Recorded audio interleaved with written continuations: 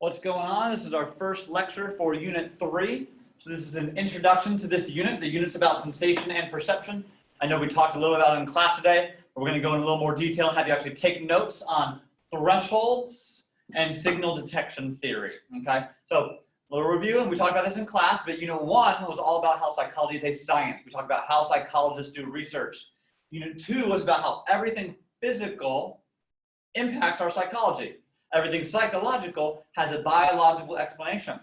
This unit, Unit 3, is all about what happens next, how we take in information from the world around us through sensation, and then what happens with it when it gets up into our brain, which is perception. And the big idea here is that nothing is real. It's all in your head. What I mean by that is everything about how you sense and interact with the world is all happening in your brain. Vision, color, pain, sound. There's no such thing as sound.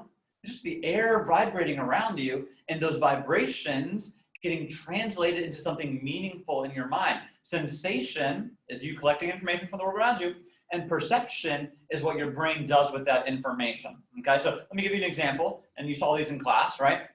But when you first see these two images, what your brain does is your brain assumes they're the same image, because that's what makes sense. That I would show you two of the same image, and you know it's just an upside down picture of a woman who looks like she's smiling. In reality, these pictures are a little bit different, okay?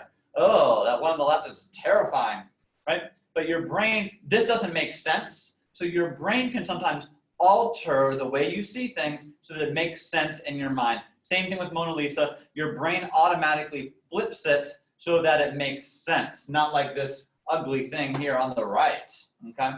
So, in your notes, if you will, Roman numeral 1, an introduction to sensation and perception. Sensation is what we call bottom-up processing. Bottom-up refers to the body, okay? It's you using your senses to collect information about the world around you. It's kind of like introspection, structuralism, this idea that you want to notice as much as you can, and then once you've collected all the information, then we'll figure out what's going on here, okay? In contrast, perception is what your brain does. It's top down, meaning instead of starting with your body and your senses, you're starting with your brain. You have expectations of something that's going to happen. It's more of a gestalt idea. It's about how you think about the big picture, okay? So we talked about this in class. Bottom-up processing would be you using your senses to notice the colors and the shapes. Top-down processing would be you knowing the title of this painting and then having expectations about what to expect, and then you see the image differently based on your expectations, all right? Bottom up would be a structuralist approach. We have a bunch of black blobs here. A top-down approach would be you looking for some sort of meaning or message or religious figure hidden in the blobs, okay? When you do, Where's Waldo? Okay. If you go for like top to bottom, left to right, all the way through, you're doing bottom up processing. You're using your senses to try and take in every little aspect of the image to figure out what's going on. Bottom up processing would be you just kind of like looking at this image and just being like, oh, cool image. Like, oh, look, there's a guy over here. That's Waldo. Okay, that's the difference between bottom up and top down. Okay. So let's talk about sensation. Let's start off by talking about bottom up processing here. When you are taking in information from the world around you, you can't notice everything, right? I'm in my classroom right now, and I can hear Miss Perez talking through the wall, but I can't hear Coach Hendricks, and there's no way that I can hear Mr. Philogene, right? He's too far away. I can only hear certain information. So the things that I'm aware of are stimuli, or a stimulus, multiple stimuluses. We call those stimuli. It's energy in the world around me. Now, there is a minimum that I can notice, that I can detect. We call that the absolute threshold. It's the first thing you notice, okay? So the lab we did in class, that folks did in class, when you notice weight in your hand, or when I start playing music, when you can first hear the sound, or when you're looking into the distance and you first see the car coming, or the person, or that tree far, far away, that's your absolute threshold. AT, absolute threshold. Is there anything there? AT, anything there, all right? It's the smallest stimulus that about half the time you can accurately detect. Whereas the difference threshold, a difference is a change. It's the smallest change you can notice. So if there's music playing, like how much do I have to turn it up before you are like, wait a second, the music got louder? If you're looking at a light, how much brighter does it have to be before you notice it got brighter? If something is touching you, how much does the pressure have to change before you notice that that thing changed, that there is a difference? So the absolute threshold always comes first. It's, do you notice the stimulus? The difference threshold is, did that thing change? Okay, and in class we talked about what the limits are for our ability to detect certain stimuli. So we looked at color in class and talked about, can you tell the difference between different shades? Some people have smaller JNDs, write this term down. Some people have a smaller just noticeable difference, meaning they're better at noticing when things change. Maybe they notice the volume change when it only goes up 1 notch. Whereas if someone has a large just noticeable difference, if they have a large JND, they might not notice the volume changing until it's increased 4 or 5 or 6 notches, okay? Think about what you can notice. Think about when you're watching TV and maybe a commercial comes on, or when there's a radio station on, someone changes it or puts a new song on. Do you notice it the second it changes, or does it take a little bit of time before you notice it? That's your just noticeable difference, the smallest change that you can detect. There's a law about how you detect things. It's called the Weber-Fechner law. Sometimes I call it the grocery cart law, because here's my analogy. When you're at the grocery store and you want to sneak some M&Ms in the cart so your parent, your guardian doesn't notice, do you want to put it in the cart when the cart is empty? Or do you want to put it in the cart when the cart is already filled with a lot of stuff? If you want to sneak it in so they don't notice it, you probably want to sneak it in when there's already a lot of things in the cart. It's easier to hide the M&Ms when there's a ton of stuff in the cart. That's the Weber-Fechner law. What we notice depends on how much is going on, the intensity of the stimulus. Okay? Let me give you an example. If the volume is on level 20 and I increase it 1 notch, that's not going to be as noticeable as if the volume was on level 3 and I increased it 1 notch. If the volume's on 3 and I increase it 1 notch, that's a 33% increase. That's a big increase. You'll probably notice that.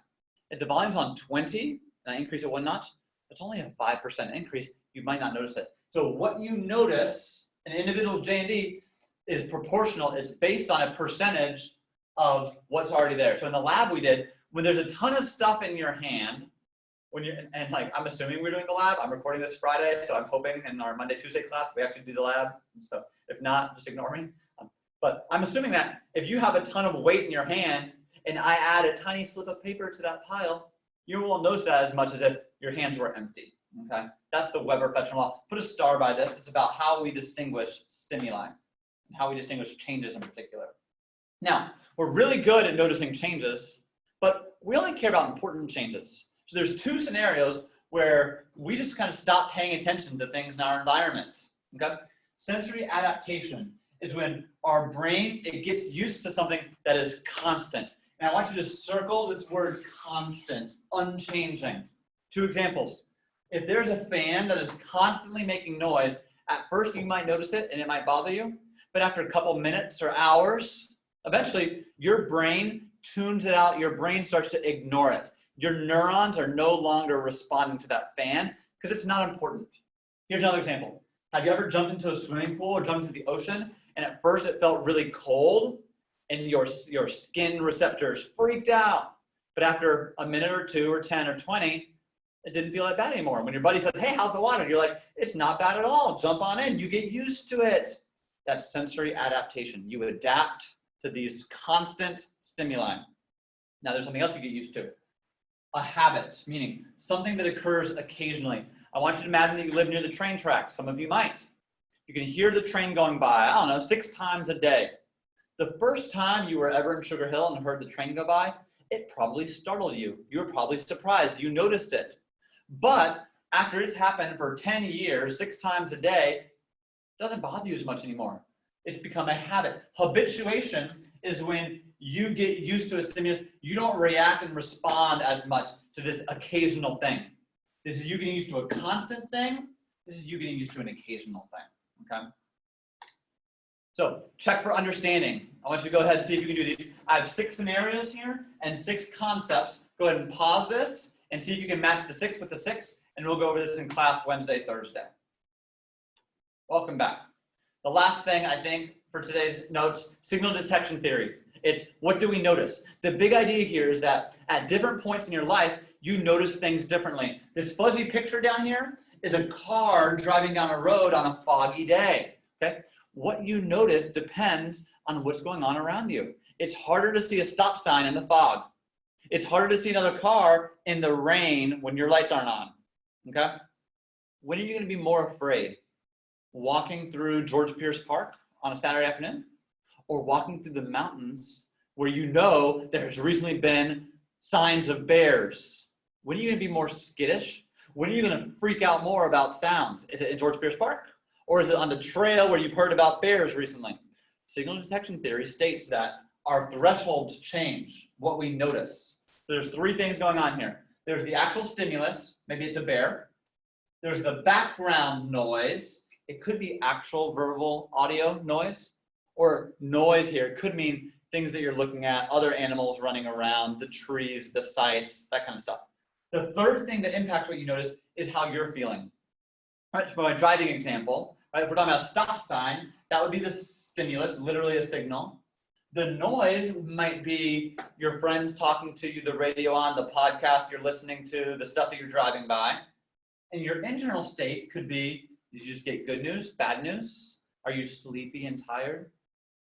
People who are drunk drivers, their internal state impacts what they are able to notice, okay? So there's 4 options. This is a little grid, quadrants, a little Punnett square of sorts, right? Whether or not there is something present, and then how we respond. Do we act as if there is something present? Let me give you the bear example. The bear is present, and you act like there's a bear. Good job. This is green, because this is a good scenario. You correctly saw the bear, okay? Different scenario. There's no bear, signal is not present, but you respond as if there was a bear. That's in red. This is a bad outcome. False alarm. You got all worried for no reason. Your sympathetic nervous system activated epinephrine and adrenaline for no reason. Not terrible, not the worst possible option, but this is not ideal. This is good, it's green. There's no bear, not present. You don't act like there's a bear. You just live your life. You correctly rejected the idea of there being a bear. This is the worst. Uh-oh. Is there a bear? Uh-huh. Do you act like there's a bear? Uh-uh. A miss is the worst case scenario. It's better to have false alarms than to have misses, especially with bears. Although remember, you don't have to be faster than the bear, you just have to be faster than your slowest friend. Okay, good one, Mr. Jones. So in the activity that we may or may not have done, okay, and your job was trying to figure out, was there weight being added to your hands? If there was weight being added and you said that there's weight being added, good job, that's a hit.